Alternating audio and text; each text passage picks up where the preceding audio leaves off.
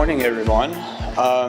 Before we get started, it's always important to kind of get to know who you're talking to. For today's discussion, it's particularly important. By show of hands, how many of you have ever been a contestant or a participant in a prize or challenge? Okay. How many of you design prizes or challenges? You're kind of more on the implementation side. Okay. How many of you are both? So that's kind of the main focus of today's discussion. There's a lot of people that are designing and implementing these types of programs, but have never been in the participant or the contestant seat.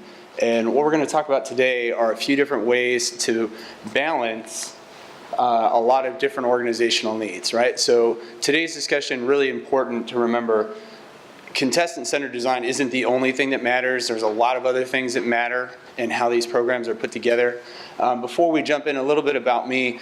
I've worked for the federal government for about 10 years in multiple different capacities and implemented probably on the order of like $150 to $200 million worth of open innovation programs, either grants, accelerator type programs. Right now I'm working for NIST out of Boulder, Colorado, and we design world-class science and R&D type challenges that specifically focus on the needs of first responders. So lots of different experiences from different areas, and I'm going to try to bring all that experience to this discussion today. And part of that experience is recognizing all these different things that have to balance, right? It's not all about the contestant or the participant sort of point of view, and it's not all about the organizational needs, right? I can't tell you how many meetings I've sat through and whoever's in charge goes, well, of course people are going to participate. There's $1 million prize. Right? That's not always true. There's a lot of different incentives that get people to the table and get people involved. And really interesting to kind of vibe off of what was said before when people were joking, well, legal is the biggest barrier. Sometimes it is, sometimes it isn't. There's a lot of other barriers that sort of get in the way, and that's sort of what this slide is all about. Today we're going to focus mostly on how do we think about the role of the contestant or the participant and how do they get involved. So we're taking sort of a little bit of a simplified view of user-centered design. I'm sure if you type that into Google, you get a bazillion different sort of hits that come back and try to explain what it looks like. But the main goal here is to think about understanding that context, understanding somebody else's point of view, and integrating it into your thinking throughout your process. Having some way to design around what you think that person wants or needs, and that's sort of the third box here, and then evaluating it and having that repeat loop to figure out if you're doing better or worse, right?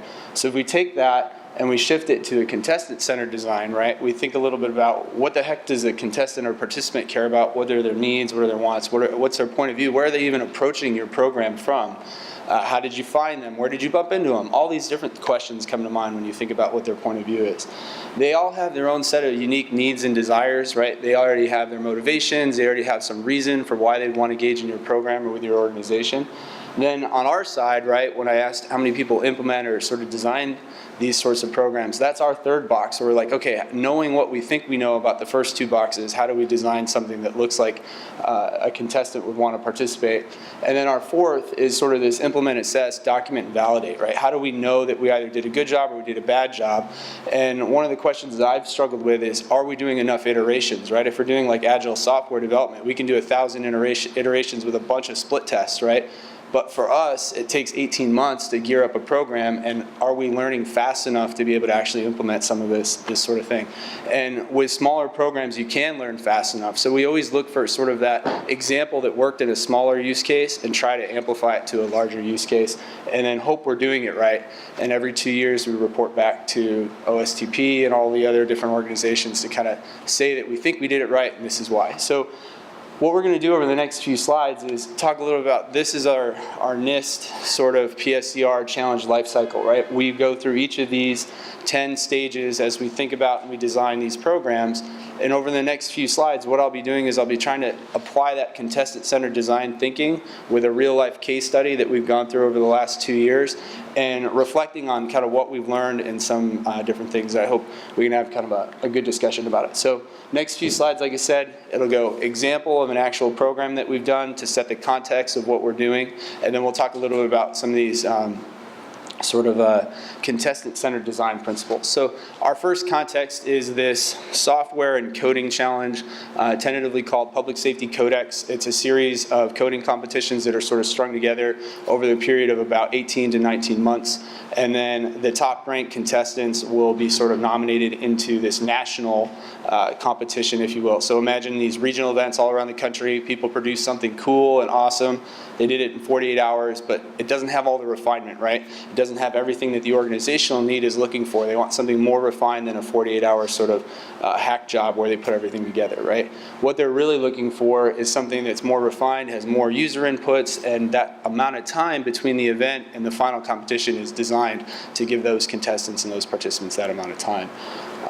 So what does this have to do with contestant-centered design? So if we look at our first 3 steps of our design process, we were thinking about the contestant's point of view, right? All these sorts of topics seem ambiguous and large, and like, what is it that they're actually asking me to build? If I show up to this event, do I really get like enough context to build what they're looking for? You know, what the contestant wants, right? The needs and desires on bullet 2 here. They're thinking like, can you make this as clear and concise and approachable for a wide, like, diverse audience of people that can walk into a room and understand you're trying to make this thing. I have these types of skills. I can connect in my mind how my skills could help you get to that need, that organizational need. And it needs to be clear and concise and approachable. So during our design, we expanded our multidisciplinary design group, right? Sometimes it stops at, you have to have the marketing person, the MBA person, the software person, and the engineer in the room, right? We expanded that to say it's not just enough to have those sort of multidisciplinary people in the room, but you need to bring in some sample contestants, somebody who can give you that gut check to be like, that statement, that thing that you think you're making, and all the acronyms that are in there because you know what you're doing, none of that makes any sense to us as a contestant. You need to think about refining it this way or refining it that way. And as an organization, right, the organizational need isn't always thinking about bringing in that input as early in the process as we like to for this example. So in terms of implementing and assessing, a lot of what we did was we went through this focus group strategy where not only certain types of contestants were approached with like pre-draft materials to give us feedback, but they were actually there to personally and in person challenge some of the technical assumptions of these people who had been working on this technical area for 10 to 30 years, right? You've got this young CU hackathon type student telling a researcher that's worked on this topic for 30 years that I understand you're an expert, but to all these people who think and look like me and approach these problems from my sort of experience, they don't understand what the heck you're talking about. And then there's this magical moment where the two people sort of coordinate and they go, oh yeah, you're right. Like, we do have to change how we present some of this stuff to bring in those types of contestants, to bring in those types of participants. And this is sort of the crux of this contestant-centered design. We'll give a few more examples from some different programs. So our second context is another program that we're currently running. You can see this program on challenge.gov right now. It's open for contestants. If you know anybody who's an expert in differential privacy or data sets and things like that, this is definitely a program for them to take a look at. What this program is all about is there's a tremendous amount of data that has personally identifiable information in it that's collected by first responders. Everything from medical data to suspect information to names and addresses and contact information for both victims and sort of people who are on the other side of the equation. And all that data can be incredibly useful if it's sort of cleaned up and anonymized in a way that researchers can use it. So this challenge is all about trying to make that data set as non-identifiable as possible so that the research community can do all sorts of different things with it in a true sort of open data fashion. But you can't go around publishing people's names and addresses and streets and all that other stuff without being responsible about it. So our second example here of contestant-centered design is during this launch stage, we noticed that there's a very clearly defined analytics community that does nothing but differential privacy. I don't know any of them. I don't know if any of them are here. How many of you know people who specialize in differential privacy? Yeah. Maybe one or two people in NIST, right? So one of the points of view that we were trying to think through is like, For anybody else who's a mathematician or economist or things like that who have these tangential skills, why would they even care about getting involved with this? What's the benefit to them of a multidisciplinary partnership? The community that we were working with, they had this driving interest in trying to partner across this divide. They wanted to work with mathematicians. They wanted to work with these other sorts of groups, but they didn't know how to get the conversation started. So when we go to the third box here, we had to design this solution to purposefully connect these groups and figure out how do we do that in context of this challenge, right? Because we wanted them to be directed to our program. So we went through this strategic assessment process, mapped out these different communities. We found some people that were like core connectors that had a little bit of overlap in each pool. We implemented this outreach and sort of partnership strategy to try to get these groups to co-create these ideas to start these anchor points, right?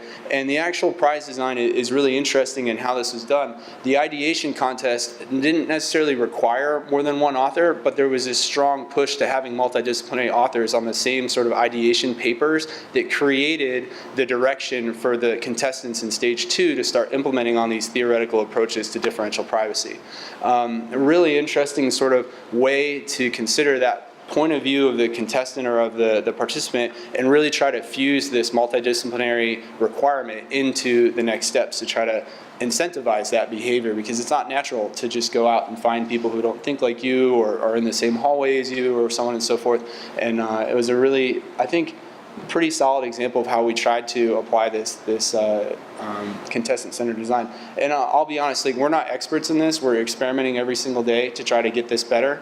And as I said, the real question to me is, do we have enough cycles? Are there enough throughput to really test this out? So today's talk is really more about how do we consider this throughout our process? It's not the guiding light or the only light, as I said on slide 2, but it's a pretty interesting place to continue to look for improvement. So our third and fourth sort of context example is this UAV unmanned aerial systems flight and payload challenge. A bunch of first responders came to us and they said, hey, we'd really like to have all of our network coverage in these canyons and all these other dark places that we have to go. Can you take this box that weighs 15 to 20 pounds, that has a full service LTE network in it, fly it to wherever we need to go and give us coverage for the longest period of time, right? So there was a lot of operational requirements that we had to think through. It couldn't just be some balloon that you put up in the air. It had to be able to move and track the people who are on the ground that were moving from place to place. A lot of really interesting ideas came in that didn't quite fit the use context. So we went back to them and we said, hey, could you change your use context a little bit? And there was some back and forth that was pretty interesting. But ultimately, what happened was, during this sort of contestant-centered design principle and how we applied it, all of the contestants, all the participants, they needed constant feedback to figure out if they were on track. They understood the use case, but they were just kind of thinking the entire time, am I way off in the middle of nowhere by myself, or am I doing kind of what they had this constant need for reassurance that they were on the right track, mostly because they were trying to take $20,000 that they had won in the seed round and invest that as well, as thoughtfully as possible, buy all their hardware, and then they had a pretty short period of time, about 90 days, to actually build a working prototype. Very, very accelerated time frame. Going back, looking back, the organizational need was for that accelerated timeline, but the contestants, it wasn't really probably in their best interest to force them to build that fast. But this interim feedback ended up resulting in this sort of standardized check-in that we would do with every single team, walk through the exact same check-in questions and say, hey, what's going on with your personnel? Has any staff changed in the last 2 weeks since we talked to you? All of the teams that didn't make it to the start line had significant organizational change within that 30 to 40 days leading up to the prototype deliverable. It was a huge sort of telltale sign for us that a lot of those teams weren't going to make it to the start line. If you change your CTO 3 times in 30 days, that's probably a bad sign for your organization, right? So as an implementer, we kind of know these things, but on their side, right, they would want to continue to ask us hey, could we do this? What's this interpretation of the rules? How do you change that, right? One team went around in circles with me on tax implications of accepting the prize purse 20 times, even though we told them in the first check-in, don't do it that way. Go consult an attorney, go find your tax person and talk to us. All they want to do is talk about taxes. By the time we got to 30 days before the deadline, it was pretty clear that they weren't going to deliver a working prototype. So these check-ins are both useful for the contestant point of view and from the implementer point of view. And the sort of lesson learned that I would like to share with the group here is make them standardized, right? Ask the same 5 questions 5 times in a row. If you do need to change the sort of dynamic a little bit, think about how that's going to impact all the teams. Document, collect all that information, and use it the next time. So if we ever do something like this again, and we probably will, we'll have a lot of that information to try to design better the second time around. All right, so example 4 is also from the UAV challenge. Money was a huge issue. Most of the contestants that we worked with are all small businesses. A few were some recently graduated college students. We really tried to design this sort of milestone-based incentive to continue to give them incentives to move forward. The $20K up front was basically the seed money to get started, and the information throughout really helped us continue to give them a reason, and not just money, but a reason to move forward. And I know I'm running out of time, so I'm just going to flip through these last few. So this UAV challenge, the heads-up display VR challenge, similar sort of time frame, very quick, less hardware. The lessons learned kind of here was in the follow-up. So we had a huge diversity of teams across probably like maybe 20 or some odd teams, and they all had different thoughts and opinions about how it went. One of the things that we didn't do as well in some of the other places that I've worked, and we do really well at NIST, is this follow-up to talk to different people about what could they do better the next time. Every contestant that doesn't make it through needs a reason to show up at the start line the next time, right? It's not just the winners who walk away with something. If 100 people enter a contest, 99 of them might lose and not get any, they might not get anything out of it. No money, no nothing. So the question for us as designers is, what do they get out of it? What's to incentivize them to try again? And these follow-up sort of discussions, I think, provided that light at the end of the tunnel for all the different teams that did not win, some sort of introduction, some sort of reason for them to show up for the next competition. And then for us, a lot of really important information about what we can do better on the implementation side. All right, so we're kind of right at time. So the conclusions here are really about kind of asking each of you to go back to your organizations, reflect on what your process looks like, take this idea of contestant-centered design, figure out how it fits into your process to remember kind of the point or the point of view of the contestant, the participant, throughout all of your stages. It's not enough just at the beginning. It's not enough just at the end. Each of the stages, there's this opportunity to really think about what matters. And to be honest, all of our programs are only as good as the competitors and the participants that we bring to them. So if you really want the best people working on your tough problems, it's really important to think about their thoughts, needs, and wants and desires throughout your process. So thank you guys so much. If we do we have a second for questions? Of course, question. Do you have any questions for Fred? Sure. Great presentation. I have 2 questions. One is this information the lesson learned. I'm sure they're going to publish all the slides. Nothing in there is proprietary, so all of that can be used by anybody. What's your second question? Have you worked in the academic sector specifically? Like, one of the issues that I heard from participants or researchers, for example, their model is they get the grants, they have the money at the beginning of the process, and if they invest time to participate in a challenge and they don't win, that's time not funded. Yeah. So it's hard to justify that to for example, to participant challenges. Yep. Have you figured out a way to incentivize those? Sure, that's a really good question. In terms of how we engage with the academic community, timing is the #1 thing that we try to accommodate for. We try to give them as much advance notice. We've been experimenting with things like pre-launches and soft launches to try to get like registrations before the actual hard launch, where academics can have those time for those discussions. They can collect maybe a few grad students or something like that. They can sort of flex whatever flexibility they have. But the #1 feedback we do get from academia, like I had a professor like basically just tell me, we would have done this, but we couldn't because we didn't have enough lead time. Give us some more lead time and maybe we can work out the budget stuff. But yeah, we do recognize for different, particularly for small businesses as well, not having the cash up front is a huge challenge, and that's why we try to experiment with some sort of milestone-based incentives to keep them engaged over time. Go ahead. No more questions? Technical one. We've kind of experimented in our B2B challenges with helping lecturers collaborate. So one of the payoffs today is a network. Mhm. New contacts, new potential collaborators. Do you guys find that that is doable given IP and Yeah, so IP is a big sticking point for contestants. It's usually one of the first things they ask about. Because we work on the government side, we abide by dole, right? Everything is owned by the contestant after the contestant or the contest or challenge is over. What we're experimenting with right now is pre-negotiated IP, like terms and conditions, that either an entire track of contestants who enter like a collaborative track are all agreeing to like Apache 2.0 or Creative Commons or something along those lines, so that there is this lower cost or lower friction between kind of teaming up. If you do want to go it alone, we can sort of provide that track. So we're experimenting with some ideas around that right now. Yeah. There you go. One of your earlier points you talked about was connecting to the changing communities. So I'm wondering, do you have any insights on sort of the marketing and communications aspect of that?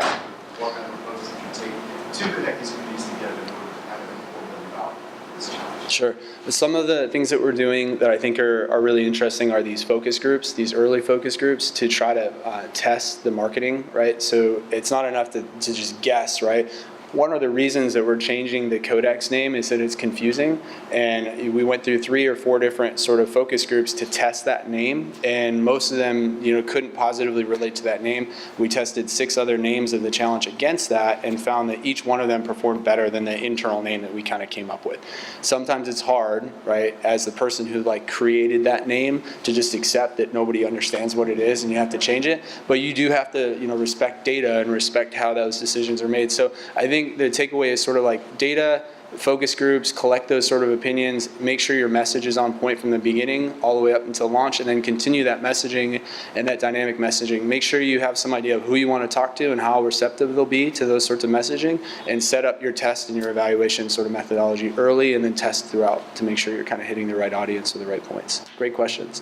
Thank you so much, guys. I really appreciate your time. If you have any questions, I do have a few of my colleagues here who will be outside at our NIST table and we'd love to talk to you. Thank you so much. Thank you, Frank.